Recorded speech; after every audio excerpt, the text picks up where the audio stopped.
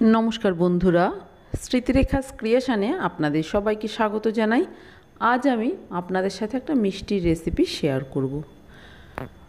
আমরা প্রত্যেকেই বাড়িতে বিভিন্ন রকম মিষ্টি বানিয়ে থাকি, তবে আজ কিন্তু আমি একটু অন্যরকম মিষ্টি বানাবো। মিষ্টি দিয়েই মিষ্টি বানাবো। আপনারা হয়তো ভাবছেন মিষ্টি দিয়ে কিভাবে মিষ্টি বানানো যায়।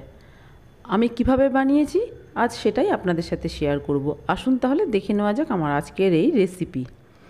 এখানে দেখুন কিছুটা মিষ্টি নিয়ে নিয়েছি।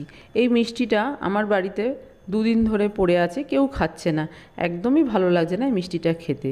তাই ভাবলাম এই মিষ্টি দিয়েই আমি আমার মতন করে একটা অন্যরকম মিষ্টি তৈরি করে নিচ্ছি। তার জন্য নিয়েছি চায়ের কাপের 1 কাপ নর্মাল প্যাকেট দুধ, আর নিয়েছি হাফ কাপ আমের পাল্প, আর আমি এর মধ্যে দেব 1 চামচ গুঁড়ো দুধ। এই কটা উপকরণ দিয়েই কিন্তু এই মিষ্টিটা আমি তৈরি করে নেব। গ্যাসে একটা প্যান বসিয়ে দিয়েছি, দিয়ে দিচ্ছি দুধ। আপনারা ফুল ক্রিম দুধও দিতে পারেন, তবে আমার কাছে নর্মাল প্যাকেট দুধ ছিল, আমি সেটাই দিলাম। দুধটা হালকা গরম হয়ে যাওয়ার পর এর মধ্যে আমি গুঁড়ো দুধটা দিয়ে দিলাম। যে কোনো কোম্পানির আপনারা গুঁড়ো দুধ এখানে ব্যবহার করতে পারেন। গুঁড়ো দুধটা দিয়ে দুধের সাথে খুব ভালো করে মিশিয়ে দিলাম।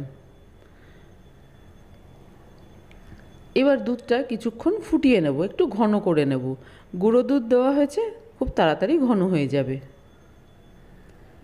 2 থেকে 3 মিনিট আমি ফুটিয়ে নিচ্ছি। গুঁড়ো দুধটা দেখুন খুব ভালো করে মেশানো হয়ে গেছে। আপনারা চাইলে এখানে চিনির ব্যবহার করতে পারেন, তবে আমি এখানে চিনির ব্যবহার করছি না। আমও মিষ্টি, গুঁড়ো দুধও মিষ্টি, আর মিষ্টিটা তো অবশ্যই মিষ্টি। একটু ঘন করে নেওয়ার পর দেখুন যে মিষ্টিটা ছিল ওটা হাত দিয়ে একটু ভেঙে ভেঙে দুধের মধ্যে দিয়ে দিলাম। এবার ভালো করে দুধের সাথে মিশিয়ে দেব। গ্যাসের ফ্লেমটা কিন্তু আমি মিডিয়াম টু লোতে রেখেছি। হাইতে রাখলে দুধটা তাড়াতাড়ি শুকিয়ে যাবে, মিষ্টিটা ভালো মতো তৈরি হবে না।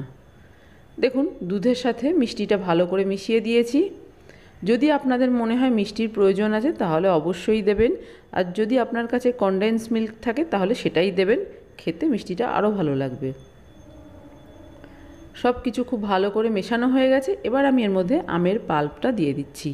এখন গরমকাল, সেই জন্য এখানে আমি আমের পাল্প দিলাম, তবে অন্য সময় হলে আমের পাল্প ছাড়াও কিন্তু এই মিষ্টিটা তৈরি করে নিতে পারবেন।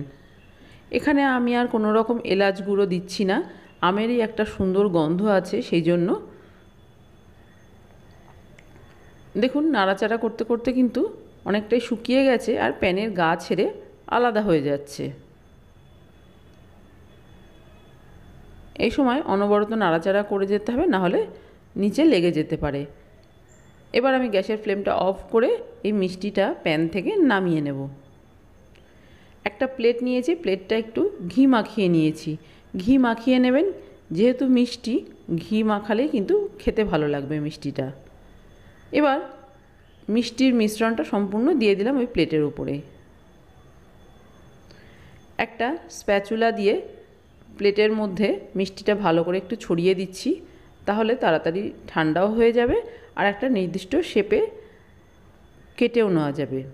আপনারা চাইলে কিন্তু এভাবেও খেয়ে নিতে পারেন, এটাও খেতে বেশ ভালো লাগবে। দেখুন একটা চৌকো শেপ দেওয়ার চেষ্টা করেছি। এবার ওপর থেকে কিছু ড্রাই ফ্রুটস দিয়ে দিচ্ছি। আমি এখানে কাজু বাদাম দিচ্ছি, আপনারা চাইলে অন্য কিছু দিতে পারেন, বা কিছু না দিলেও কিন্তু এই মিষ্টিটা খেতে বেশ ভালো লাগবে। আবারও স্প্যাচুলা দিয়ে একটু চেপে চেপে বসিয়ে দিচ্ছি বাদামগুলো। এবার এই মিষ্টিটা আমি রুম টেম্পারেচারে রেখে সম্পূর্ণ ঠান্ডা করে নেব, তবে আপনারা চাইলে কিন্তু এটা ফ্রিজে রেখেও ঠান্ডা করে নিতে পারেন। দেখুন 1 থেকে 1.5 ঘন্টা আমি রেখে দিয়েছিলাম, মিষ্টিটা সম্পূর্ণ ঠান্ডা হয়ে গেছে। এবার আমি কেটে দেখিয়ে দিচ্ছি কতটা সুন্দরভাবে এটা সেট হয়ে গেছে। আর এই মিষ্টিটা কিন্তু ভীষণই নরম হয়েছে। আমি মিডিয়াম সাইজ করে কেটে নিচ্ছি, আপনারা আপনাদের পছন্দ মতো শেপে কেটে নেবেন।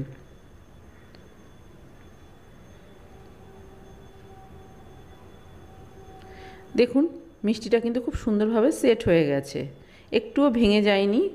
গরম অবস্থায় কাটবেন না, ঠান্ডা করে কেটে নেবেন, তাহলে দেখবেন মিষ্টিটা ভেঙে যাবে না, সুন্দরভাবে সেট হয়ে যাবে। এবার এই মিষ্টি আমি সার্ভ করে দেব। তৈরি হয়ে গেছে আমার আজকের মিষ্টি দিয়ে মিষ্টির রেসিপি। আমাদের প্রত্যেকের বাড়িতেই এরকম অনেক সময় হয় যে এমন মিষ্টি আসে যেটা কেউ খেতে পছন্দ করে না, তখন কিন্তু একটু বুদ্ধি খাটিয়ে বাড়িতেই এইরকম একটা মিষ্টি তৈরি করে নেওয়া যেতে পারে, খেতেও ভীষণই ভালো লাগে। আমি তো এরকম মিষ্টি আসলে আমি এরকম মাঝে মাঝেই করে নিই, যেটা আমার বাড়ির সকলেই খেতে পছন্দ করে, আর কেউ বুঝতেও পারে না যে ওই অপছন্দের মিষ্টিটা দিয়েই কিন্তু এত সুন্দর একটা মিষ্টি তৈরি করেছি।